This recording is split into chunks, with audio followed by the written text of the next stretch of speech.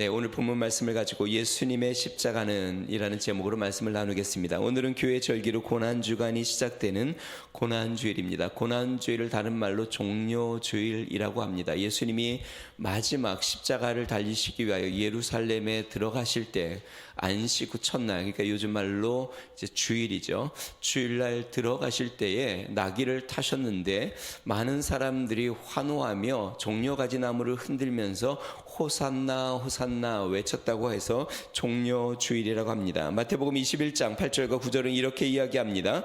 무리의 대다수가 그들의 겉옷을 길에 펴고 다른 이들은 나무가지를 베어 길에 펴고 앞에서 가고 뒤에서 따르는 무리가 소리 높여 이르되 호산나 다윗의 자손이여 찬송하리로다 주의 이름으로 오시는 이여 가장 높은 곳에서 호산나 하더라. 여러분, 호산나의 뜻은요, 영어로 save us now, 바라오니 지금 우리를 구원하소서, 우리를 구원하소서, save us now입니다.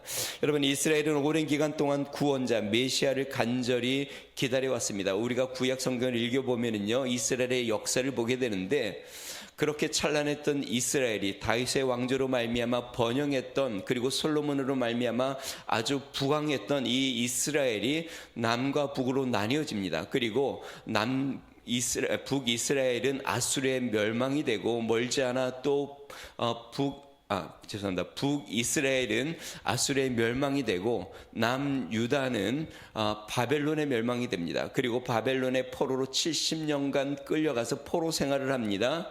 그리고 잠시 귀환하여 자유를 얻는가 했는데 이제는 로마의 속국이 되어 로마의 억압을 받는 그 당시가 예수님 시대의 당시입니다. 그러니까 수세기 동안 그들은 많은 핍박과 나라를 잃는 서름과 또한 포로 생활과 많은 속박 가운데 그렇게 절망 가운데 있었는데요. 이런 이스라엘의 마음속에 이스라엘 사람들 가운데에 한 가지 희망이 있었는데 그것은 뭐냐면 구약에 예언이 되어 있는 메시아가 있었다는 것입니다. 구약의 장차 이새의 뿌리에서 한 왕이 나올 건데 그 왕이 이 이스라엘을 다시 한번 회복시킬 뿐만 아니라 세계 모든 열국이 그 왕으로 말미암아 이스라엘로 모여지게 될 것에 대하여 예언이 되어 있습니다. 그것이 이사야 41장 10절인데요. 그날에 이새의 뿌리, 여기 이새는 다윗의 아버지를 이야기합니다. 이새의 뿌리에서 한 싹이 나와서 만민의 기치로 설 것이요 열방이 그에게로 돌아오리니 그가 거한 곳이 영화로우리라. 다시 이야기하면 이스라엘이 지금은 이러한 속박과 억압 가운데 있고 나라가 멸망하는 그런 서러움도 당하고 모든 고통 가운데 있었지만 이제 하나님께서 한 예언자, 한 선지자, 한 메시아, 구원자를 보내어 이스라엘을 회복하고 열국을 그 가운데 다 모아 영광스럽게 하겠다. 마치 이스라엘이 애굽에서 종살이를 할 때 하나님께서 모세를 보내어 그들을 건져내 그들을 해방하여 가나안으로 인도한 것처럼 한 메시아를 보낼 것이다 라고 이야기했습니다. 자, 그런데요, 예수라는 사람이 나타나 제자들과 함께 무리들을 몰고 다닙니다. 예수님이 가는 곳곳마다 수많은 무리들이 모입니다. 뿐만이 아닙니다. 그들이 참으로 선지자라고 여겼던 요한, 침례 요한이 예수님을 보자 이렇게 이야기합니다. 보라, 세상 지고 가는 하나님의 어린 양이다. 나는 그의 신들매를 풀기도 감당하지 못한다. 분명히 사람들이 이 침례 요한이 그 메시아인 줄 알았는데 이 침례 요한은 나는 그 메시아가 아니다. 내 뒤에 오시는 분이 바로 그분이 하나님이 보내시는 그분인데 나는 물로 침례를 베풀지만 그는 성령으로 침례를 베푸실 거라고 외쳤고 예수님이 나타나자 사람들 앞에서 외친 것입니다. 보라, 저 사람이로다. 하나님의 어린 양이다. 뿐만 아닙니다. 이 예수님이 많은 사람들을 고치기 시작합니다. 많은 사람들을 먹이기 시작합니다. 또한 죽은 자를 살립니다. 그러니까 사람들이 보기에 이 예수님이 이제 그 때가 돼요. 구약에 예언했던 그 메시아, 그분이 이 예수님이라는 것을 생각하기 시작합니다. 그래서 외칩니다. 호산나 호산나, 다윗의 자손으로 오신 예이여. 다윗의 자손, 그러니까 구약에 예언한 이새 뿌리 다윗의 자손으로 오신 그 메시아여 하면서 예수님을 그 메시아라고 지켜 세우며 우리를 구원하소서 외친 것이죠. 자, 그런데 불과 나흘이 지나지 않아 이 군중들은 다시 한번 외칩니다. 예수를 못 박으소서. 불과 나흘이 지나지 않아 그들은 그렇게 예수님에게 호산나 메시아여 우리를 구원하소서 외쳤는데 예수를 향하여 십자가에 못 박으소서, 십자가에 못 박으소서 외칩니다. 그리고 그 주 성금요일 날 이른 아침 예수님은 십자가에 달려 돌아가십니다. 성도 여러분, 사람들은 십자가보다 영광에 관심이 많습니다. 고난보다 축복에, 그리고 슬픔보다 즐거움에 더 마음이 끌립니다.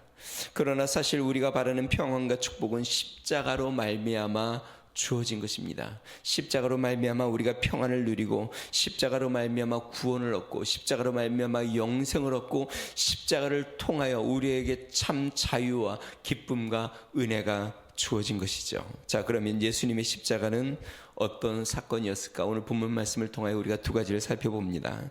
첫 번째, 예수님의 십자가는요, 우리 하나님의 주도적인 사건이었습니다. 다시요, 예수님의 십자가는 하나님 아버지의 주도적인 사건이었습니다. 십자가의 사건은 하나님께서 주도적으로 시작한 사건인데요, 오늘 본문 25절에 십자가의 사건의 주체가 누구인지를 명확하게 이야기합니다. 우리 25절 같이 한번 읽어보겠습니다. 같이 있습니다. 시작. 예수는 우리가 범죄한 것 때문에 내줌이 되고 또한 우리를 의롭다 하시기 위하여 살아나셨느니라. 여기에서 주어가 예수는으로 시작되어서 예수가 주어처럼 보여집니다. 그리고 예수님이 이 일을 주관하신 것 같지만 실제로는 예수님이 주체가 아닙니다. 오늘 주체를 설명하는 단어가 두 가지가 나오는데요, 내어줌이 되고 그 다음에 살아나셨느니라 라는 것입니다. 다시 이야기하면 문장이 수동태로 되어 있습니다. 예수님이 스스로 자신을 내신 게 아니라 누군가 예수님을 내어주셨다는 것입니다.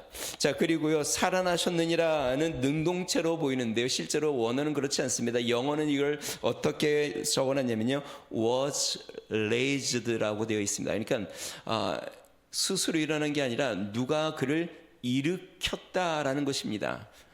다시 이야기하면 예수님이 십자가에 달리셔 죽으셔서 무덤에 갇히셨는데 그 죽어 무덤에 갇힌 예수님을 깨워 일으켰다는 겁니다. 여러분, 우리가 아이들이 어릴 때에 부모가 아침에 아이들을 방에 들어가서 이렇게 얘야 일어나 학교 가야지 하고 깨워 일으키지 않습니까? 무덤 속에 죽어 잠자고 계셨던 예수님을 깨워 일으켰다라는 것입니다. 그러니까 실제로 주어는 예수는으로 시작하여서 예수님이 십자가에 자신을 내어주었거나 예수님이 죽음에서 스스로 부활하신 것처럼 보이지만 실제로 성경은 누군가 예수님을 십자가에 내어주셨고 누군가 십자가에서 달리셔서 죽으신 예수님을 무덤 가운데서 다시 일으키셨다라는 것입니다. 누가 예수님을 내어줄 수 있고 누가 예수님을 죽음에서 살릴 수 있을까요? 자, 오늘 본문의 맥락을 통해서 우리가 분명히 알 수 있는데요, 오늘 본문의 맥락은 아들을 바친 아브라함에 대한 이야기를 하다가 지금 이 십자가에 대한 이야기를 합니다. 자, 아브라함이 믿은 하나님은 어떤 하나님이었을까요? 오늘 본문 17절 말씀을 한번 보겠습니다. 17절 말씀 제가 한번 읽어봅니다. 기록된 바 내가 너를 많은 민족의 조상으로 세웠다 함심과 같으니 그가 믿은 바 하나님은, 다시 여기서 그는 아브라함입니다. 아브라함이 믿은 바 하나님은 죽은 자를 살리시며 없는 것을 있는 것으로 부르시는 이시니라. 죽은 자를 살리시는 하나님, 아브라함이 그 하나님을 믿었다.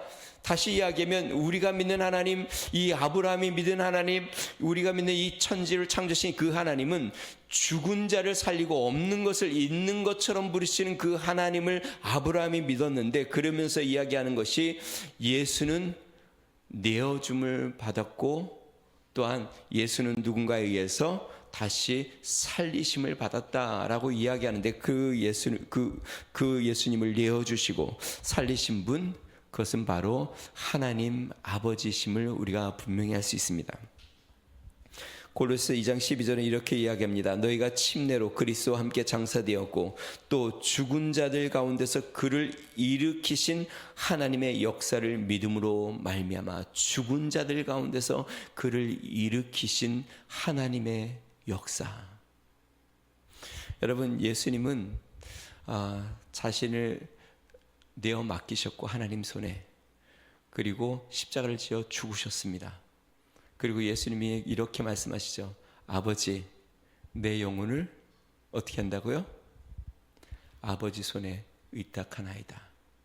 그리고 죽음 가운데 영적인 깊은 잠으로 들어가셨습니다. 자, 이제 예수님이 할 수 있는 건 다 하셨습니다. 그러면 이제 예수님을 살리시는 건 누가 하시는 건가요?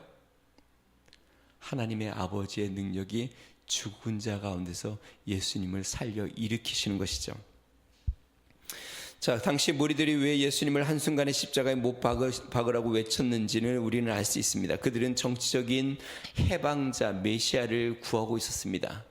그런데 종교 지도자들에게 붙잡혀 고문을 당합니다. 뿐만 아닙니다. 빌라도에게 끌려가서 또 신문을 당합니다. 이 모든 것을 무리들이 보았을 때에 이 예수님이 자신들을 해방시키기는커녕 그 스스로도 구원을 받을 수 없는, 스스로도 자신의 목숨을 구할 수 없는 자처럼 굉장히 나약하게 보여졌습니다.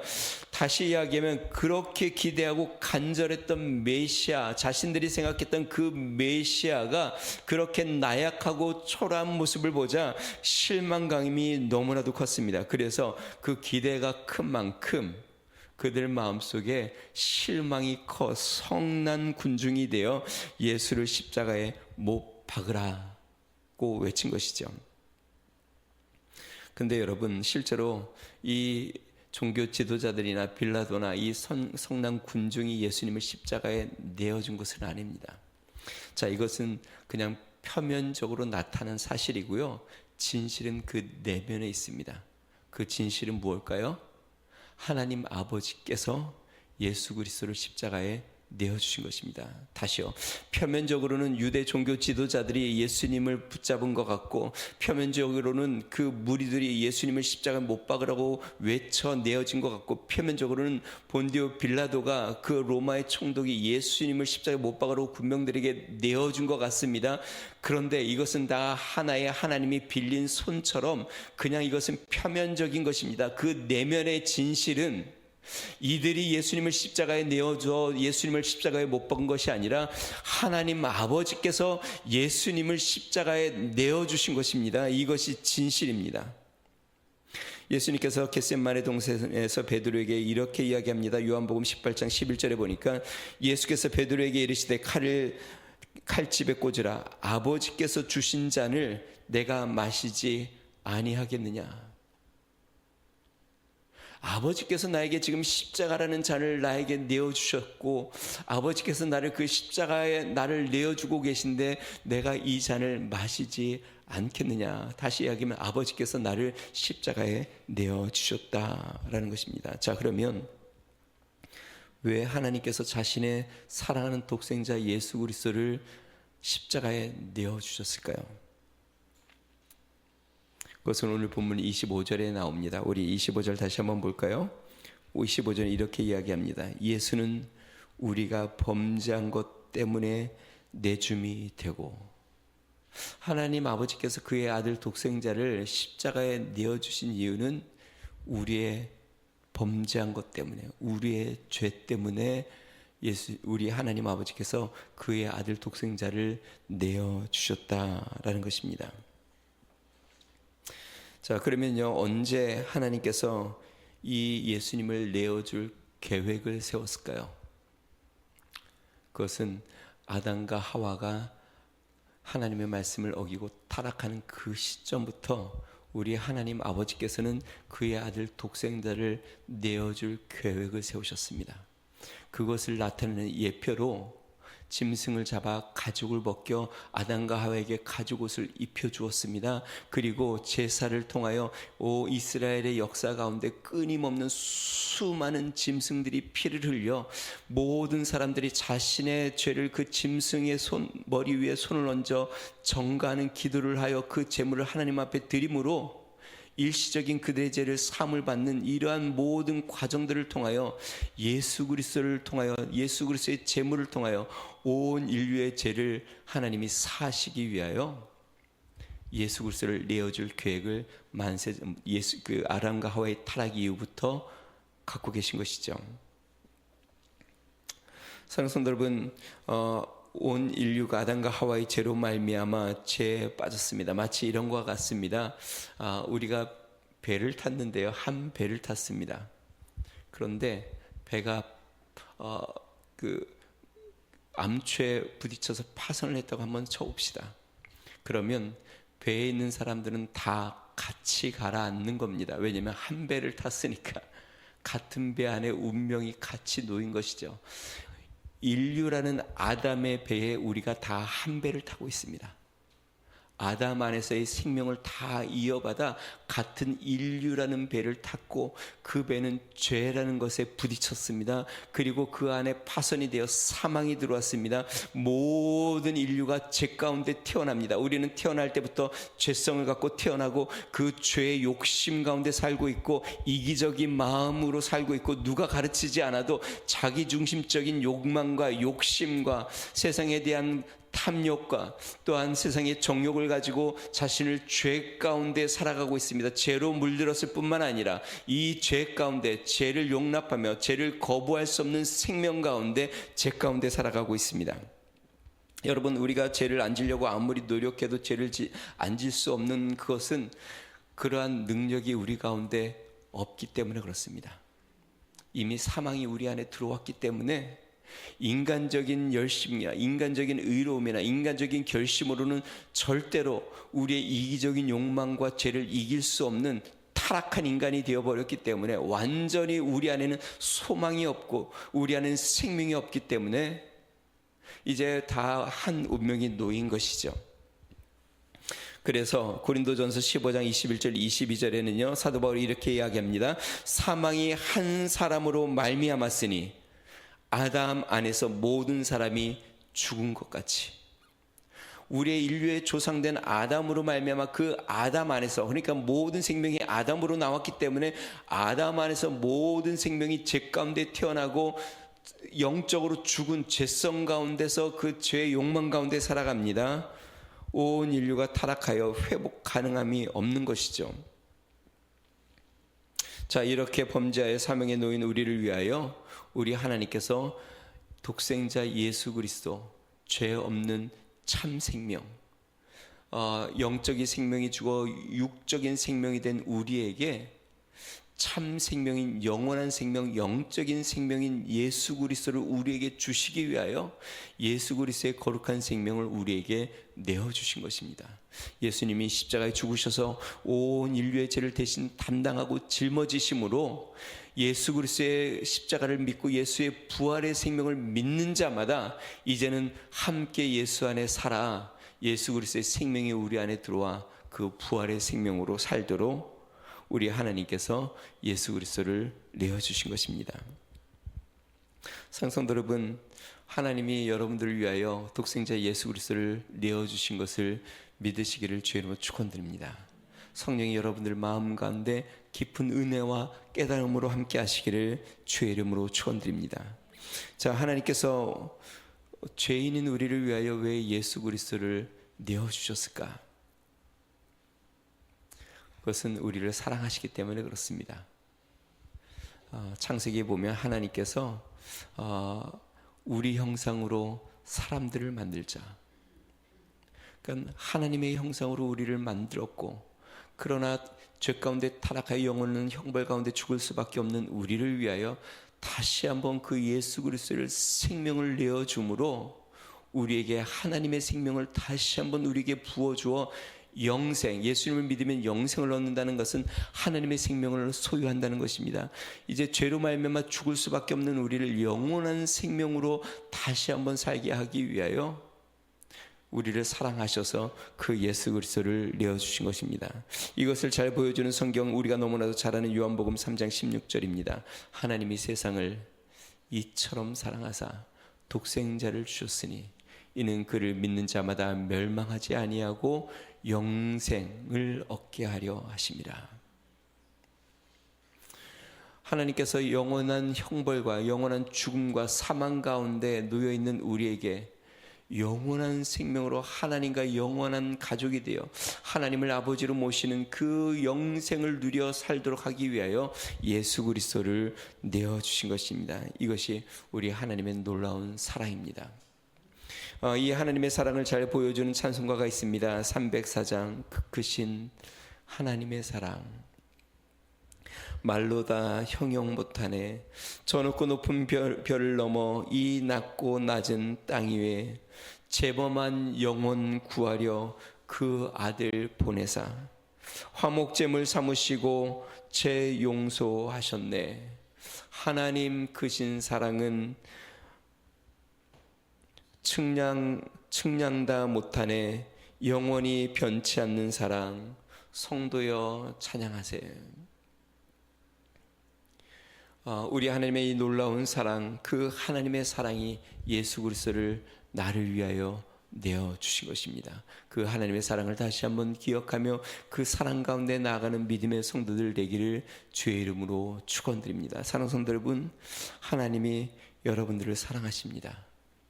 어느 정도 사랑하시냐면 그 아들 독생자 예수 그리스도를 내어주실 만큼 우리를 사랑하십니다. 영원한 죄 가운데서 건져 영원한 하나님의 나라로 영원한 생명으로 주시기 위하여 그 아들을 내어주신 것입니다. 예수님의 십자가는 예수님의 희생적인 사건입니다. 십자가를 주도하신 분은 하나님이십니다. 그 동기는 사랑입니다. 그리고 그 사랑을 이루기 위하여 화목 제물이라는 것이 필요했는데 하나님은 거룩하신 분이십니다. 죄인인 우리를 그대로 받아들일 수 없습니다. 제 문제를 해결하지 않고는, 다시 이야기하면 화목 제물이 없이 그 문제를 해결하지 않고 우리를 그냥 받아들일 수가 없습니다. 이사야 59장 1절과 2절은 이렇게 이야기합니다. 여호와의 손이 짧아 구원하지 못하심도 아니요 귀가 둔하여 듣지 못하심도 아니라 오직 너희 죄악이 너희와 너희 하나님 사이를 갈라놓고 너희 죄가 그의 얼굴을 가리어서 너희에게 듣지 않으시게 하십니다. 하나님의 손이 짧거나 하나님의 능력이 부족하거나 하나님의 사랑이 없어서 우리를 구원하시지 못하거나 우리의 말을 듣지 않는 것이 아니라 우리의 죄가 거룩하신 하나님과 우리의 사리를 가라마가 하나님께서 우리를 건지시지 못하도록 우리의 기도를 듣지 못하도록 가라마갔다라고 이야기합니다. 다시 이야기하면 죄의 문제가 해결되지 아니하면 우리는 영원히 죄 가운데서 건짐을 받을 수 없는 영원한 사망 가운데 놓여 하나님과 다시 회복할 수 없는 그러한 인류가 그런 상황 가운데 놓였습니다. 제가 앞부분에도 이야기했습니다. 여러분, 우리 인간은요 스스로 누구도 스스로 거룩해지거나 죄의 문제를 해결할 수 있는 사람은 단 한 사람도 없습니다. 성경에 죄의 삭은 사망이라 그랬는데요, 온 인류의 사망이 들어온 것은 죄 때문에 들어왔습니다. 아담의 죄 때문에. 자, 그러면 우리가 만약에 스스로 우리의 죄 문제를 해결할 수 있다고 한다면 죽음의 문제도 스스로 해결해야 합니다. 왜냐하면 죄 때문에 사망이 왔으니까 죄를 내가 해결할 수 있다면, 스스로 의로워질 수 있다면 영원한 이 죽음의 문제도 해결하여 영원히 살 수 있어야 합니다. 그런데 이 세상에 영원히 살 수 있는 사람, 살아온 사람은 온 인류상 단 한 사람도 없습니다. 왜냐하면 그 누구도 죄의 문제를 해결하기 수 없기 때문에 그렇습니다. 그래서 예수 그리스도의 영원한 생명을 하나님 아버지께서 우리에게 허락해 주신 것이죠. 자, 오늘 본문 말씀에 이 희생제물, 우리에게 영원한 생명을 주고 우리의 죄 문제를 해결하는 이 희생제물이 예수라는 것을 명확히 이야기합니다. 25절에 다시 한번 보면 예수는 우리가 범죄한 것 때문에 내줌이 되고 또한 우리를 의롭다 하시기 위하여 살아나셨느니라. 하나님 아버지께서 예수 그리스도를 희생의 제물로 삼아 내어 주신 것입니다. 아담과 하와의 타락 이후부터 예비하고 계획했던 그 하나님의 희생 제물이 때가 되어 이제 예수님을 이 땅에 내어주심으로, 예수님의 십자가에 내어주심으로 화목 제물이 되어 우리의 죄를 사하신 것이죠. 사랑하는 성도 여러분, 예수의 이름 외에는 구원받을 이름이 전혀 없습니다. 예수 이름 외에는 우리의 죄 문제에서 해방시켜줄 어떠한 이름도 없습니다. 예수의 이름 외에는 우리의 탐욕과 우리의 죄악과 우리 마음의 시기와 근심과 우리 마음속의 두려움에서 벗어나게 해줄 수 있는 그 어떠한 이름이 온 세상에 없습니다. 예수의 이름 외에 영원한 형벌과 죽음 가운데서 건져 영원한 천국과 영원한 하나님의 나라, 영원한 생명을 허락해 줄 이름이 없습니다. 우리 하나님께서 오직 예수의 이름으로 구원의 길을 열어 예수를 십자가의 화목 제물로 주어 오직 예수님으로 말미암아 우리의 삶에 참된 자유와 평안과 기쁨과 영원한 생명을 허락해 주셨습니다. 사도행전 4장 12절은 이렇게 이야기합니다. 다른 이로서는 구원을 얻을 수 없나니 천하 인간에게 구원을 얻을 만한 다른 이름을 우리에게 주신 일이 없음이니라 하였더라. 사도행전 2장 21절 누구든지 주의 이름을 부르는 자는 구원을 얻으리라 하였느니라. 사랑하는 성도 여러분, 예수의 이름을 붙잡으시기를 주의 이름으로 축원드립니다. 예수 안에 참된 평화가 있습니다. 예수 안에 참된 위로가 있습니다. 예수 안에 참된 생명이 있습니다. 예수 안에 영원한 구원과 영원한 하나님의 나라가 있습니다. 그 예수를 붙잡는 은혜가 있으시기를 주의 이름으로 축원드립니다. 아브라함은 이삭을 데리고 모리아 산에 올라갑니다. 번제단을 만들고 이삭을 결박하고 칼로 이삭을 죽이려고 합니다. 여러분, 이때 이삭은 어떤 생각을 하고 있었을까요? 당시 이삭은 그냥 죽으려고 했던 걸까요? 그 역사가 요세푸스는요, 당시 이삭의 나이가 한 25세, 그리고 다른 학자들은 예수님이 십자가에 달리실 때 나이인 33, 아마 그때쯤 나이가 되었을 것이다 라고 이야기합니다. 만약에 이삭이 25이거나 33살 정도 될 때에 그때였다면 아브라함의 나이는요 100세 때 이삭을 낳았으니까 125세나 133세 정도 될 때 나이입니다. 자, 그러면 이삭이 아브라함 아버지를 제압할 수 있는 나이일까요? 이삭은 청년이고 이 아브라함은 노인입니다. 충분히 아브라함이 이삭을 제어해서 자신을 결박하거나 자신을 칼로 찌르는 것을 막을 수 있었습니다. 자, 그런데요, 이삭은 그 번제단 위에 아버지의 말을 따라 순순히 번제단 위에 올라갑니다. 여러분, 뭐 아무리 둔한 사람이라도 그 정도 눈치는 있지 않겠습니까? 이삭이 오면서 아버지에게 이렇게 이야기했습니다. 번제할 나무는 있는데 제물은 어디 있습니까? 그리고 왔는데 이 나무를 딱 펼쳐놓고 이삭을 그 위로 올라가게 한다고 한다면 이삭이 눈치를 못 챌까요? 뭐 충분히 다 눈치를 채죠. 아무리 둔해도 뭐 뻔한 거 아닙니까? 근데 거기에 올려놓고 아브라함이 이삭을 또 결박을 합니다. 결박을 하고 칼을 들어 이삭을 내려치려고 합니다. 하나님을 경외하는 아브라함, 그리고 그 아버지를 믿고 순종하는 이삭. 여러분, 예수님이 십자가를 거절할 수 있었을까요? 하나님이 내어준다고 해서 순순히 자신의 생명을 내어주는 그 예수님. 예수님이 죽기 전에 겟세마네 동산에서 아버지께 이렇게 기도합니다. 할 수만 있거든 이 잔을 내게서 옮기시옵소서. 우리가 생각하기에는 간혹 이렇게 생각합니다. 예수님의 그 십자가의 고난이 너무 처참해서 예수님이 그 쇠 조각이나 뼈 조각이 달려있는 채찍으로 수없이 맞아 온몸이 다 찢기고 뼈가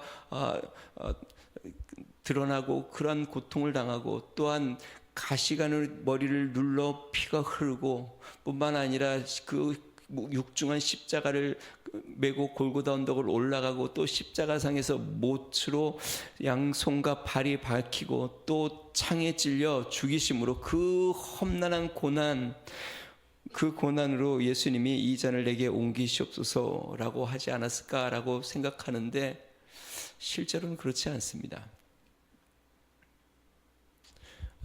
예수님이 가장 두려웠던 것은 예수님의 십자가 위에서 드린 기도에서 알 수 있습니다. 예수님이 이렇게 이야기합니다. 아버지여, 어찌하여 나를 버리시나이까. 예수님이 가장 두려웠던 것은 하나님 아버지께 버림을 받는 것이고 온 인류의 버림을 받는 겁니다. 모든 인간이 예수님을 못 박으라고 예수님을 버렸고 그의 제자들도 배신했고 하나님 아버지마저도 그 아들을 향하여 눈을 돌려 하늘의 빛이 없어 어두워져 예수 그리스도를 버리시는, 그러니까 온 세상 죄를 짊어진 그 죄인이 된 예수님을 하나님이 그냥 그 십자가상에 버리셔서 내버려 두시는 그 하나님으로부터 단절된 이 고통과 이 두려움과 이 죄악을, 온 세상의 죄를 짊어진 이 고난, 예수님은 이것을 알고 계셨습니다. 그래서 이 잔을 가능하면 피할 수 있으면 피하게 해주십시오. 그러나 내 마음대로, 내 뜻대로 되지 말고 아버지가 원하시는 뜻대로 되기를 원합니다. 저는 참 이 십자가의 사건을 보면서 우리 하나님 아버지도 참 매정하시고 우리 예수님은 참 너무 순종적이시고, 우리 하나님께서 나를 구하기 위하여, 우리를 구하기 위하여 그 아들에게 정말 온전한 그 아들을 내어주셨고, 예수님은 이 하나님 아버지의 뜻에 따라 하늘 보좌를 버리고 이 땅에 오셨을 뿐만 아니라 그 십자가를 온몸으로 받아 그 십자가상에 자신의 생명을 내어줌으로 우리 가운데 구원이 이루어졌습니다. 사랑하는 성도 여러분, 하나님은 독생자 아들 예수 그리스도를 내어주셨고 예수 그리스도는 자신의 생명을 우리에게 내어주셨습니다.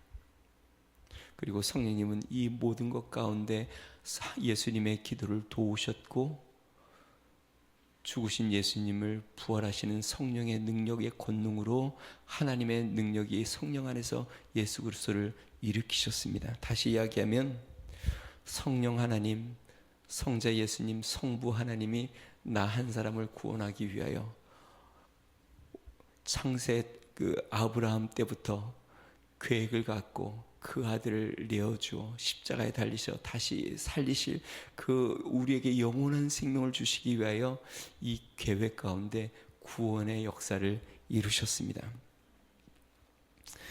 이 십자가 사건 약 800년 전에 이사야 선지자가 이 사건이 나를 위한 사건이라는 것을 이렇게 기록했습니다. 그가 실로 우리의 질고를 지고 우리의 슬픔을 당하였거늘 우리는 생각하기를 그는 징벌을 받아 하나님께 맞으며 고난을 당한다 하였노라.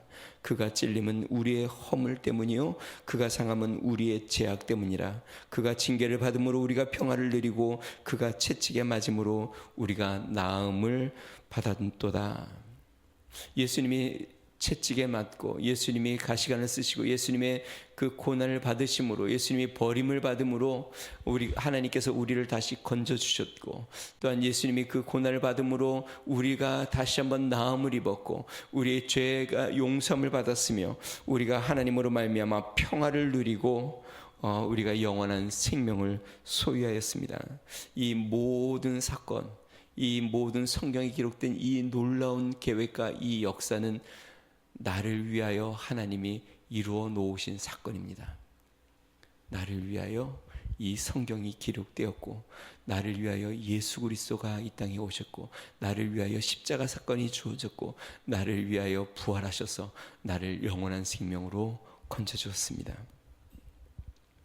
한 사람이 구원에 이르는 사건은 십자가의 사건이 나를 위한 사건이라는 것이 느껴질 때에 구원이라는 것이 이루어집니다. 저도 어릴 때부터 부모님을 따라 교회를 계속 다녔는데요, 성경은 계속 들었습니다.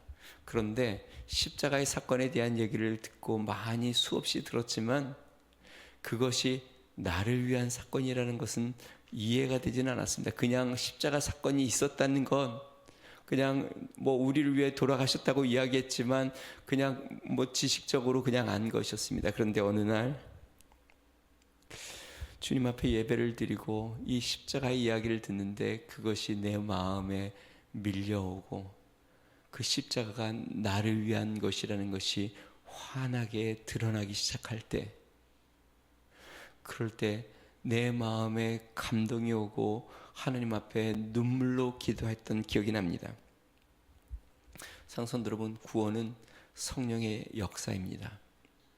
제가 십자가에 대한 사건에 대한 내용들을 오늘 쭉 이야기했지만 성령이 여러분들의 마음에 감동을 주시지 않는다면 이것은 그냥 머리에 남는 그냥 논리와 이론처럼 들릴 수밖에 없습니다. 그래서 저는 기도합니다. 우리 성령께서 여러분들의 마음에 진리의 빛을 밝혀주기를 소망합니다. 성령께서 여러분들 마음 가운데 예수 그리스도의 십자가가 나를 위한 사건이라는 것이 밝히 드러나기를 소망합니다. 그 십자가 예수 그리스도의 보혈이 나를 위한 것임을 다시 한번 바라보고 그 십자가 앞에 나의 삶을 드리며 그 십자가를 붙잡는 믿음의 성도 되기를 주의 이름으로 축원드립니다. 우리 이 시간에 같이 한번 기도하겠습니다. 이 시간에 기도할 때 주님께서 나를 위하여 예수 그리스도를 내어주셨고 예수님께서 자신을 온전히 죽기까지 복종하여 순종함으로 나에게 구원의 십자가를 주셨으니 하나님 이제 그 십자가 그 은혜 그 하나님의 놀라운 사랑 품고 주님을 사랑하며 살게 하여 주시옵소서. 그 십자가를 자랑하며 즐거워하는 삶 되게 해주십시오. 이제는 내 생명으로 살지 않고 내 안에 흐르는 예수 그리스도의 보혈의 생명으로 이제 그 예수 그리스도의 생명으로 날마다 살아가는 은혜가 있게 해달라고 우리 같이 한번 기도하겠습니다. 존귀하신 하나님 아버지 감사합니다. 하나님 영원히 죽을 수밖에 없던 우리를 하나님 아버지 우리의 하나님 아버지께서 예수 그리스도를 화목제물로 내어주셔서 하나님 그 생명으로 그 사랑으로 살아가도록 하나님 은혜를 주신 것을 감사합니다. 예수님께서 하나님 아버지의 그 놀라우신 은혜에 순종하고 하나님 죽기까지 복종하여 하나님 그 생명을 아낌없이 우리를 위하여 부어주셨사오니 능하신 하나님 아버지 이제 우리는 예수와 함께 십자가에 죽고 하나님 예수의 그 부활의 생명과 함께 부활하여 이제 우리 안에 그 부활의 생명이 흐르고 이제는 하나님 아버지 그 부활의 생명으로 우리 하나님의 자녀가 되어 하나님 주님 앞에 나아가게 되었사오니 능하신 하나님 아버지 이제는 예수의 생명을 기뻐하고 자랑하며 증거하며 살아가는 믿음의 성도들 되게 하여 주시옵소서. 그 하나님의 그 놀라운 사랑을 날마다 자랑하며 기뻐하는 자가 되게 하여 주시고 하나님 아버지 증거하며 나타내는 믿음의 성도가 되도록 주여 은혜를 베풀어 주시옵소서. 하나님 아버지 이 고난주간 하나님 아버지 그 하나님 아버지의 무한하신 사랑과 또 성령님의 그 우리 예수 그리스도의 그 놀라우신 은혜를 기억하며 하나님 아버지 성령의 은혜 가운데 믿음으로 나아가고 하나님을 바라보며 주를 깊이 묵상하는 믿음의 한 주가 되도록 은혜를 베풀어 주시옵소서. 존귀하신 하나님 아버지 감사합니다. 하나님 영원히 죽을 수밖에 없고 죄 가운데 있고 하나님 스스로 하나님 아무런 능력도 없는 우리에게 우리 하나님 아버지께서 그 독생자 예수 그리스도를 하나님 친히 내어주시고 하나님 예수 그리스도께서 죽기까지 복종하심으로 우리의 모든 죄를 사하고 하나님 부활하여 우리의 그 부활의 생명 예수 그리스도의 생명으로 사는 은혜와 영원한 생명을 주신 것을 찬양합니다. 하나님 아버지 이 고난주간 부활주일에 하나님 아버지의 놀라운 사랑을 우리 다시 한번 마음에 되새기고 예수 그리스도의 그 은혜를 기억하며 하나님의 은혜를 기뻐하며 자랑하며 증거하며 나타내는 믿음의 삶 되도록 은혜를 더하여 주시옵소서. 이제는 우리 주 예수 그리스도의 은혜와 하나님 아버지의 무한하신 사랑과 성령님의 감동 감화한 내주 충만케 하시는 총이 그 독생자 아들 예수 그리스도를 내어주신 하나님 아버지의 놀라우신 사랑과 예수 그리스도의 놀라우신 은혜를 기억하며 이제 그 예수 그리스도의 생명으로 날마다 하나님의 영광을 위하여 살기로 결심하는 믿음의 성도 가정과 교회와 나라와 민족 위에 이제로부터 영원토록 함께 하시기를 간절히 축원하옵나이다. 아멘.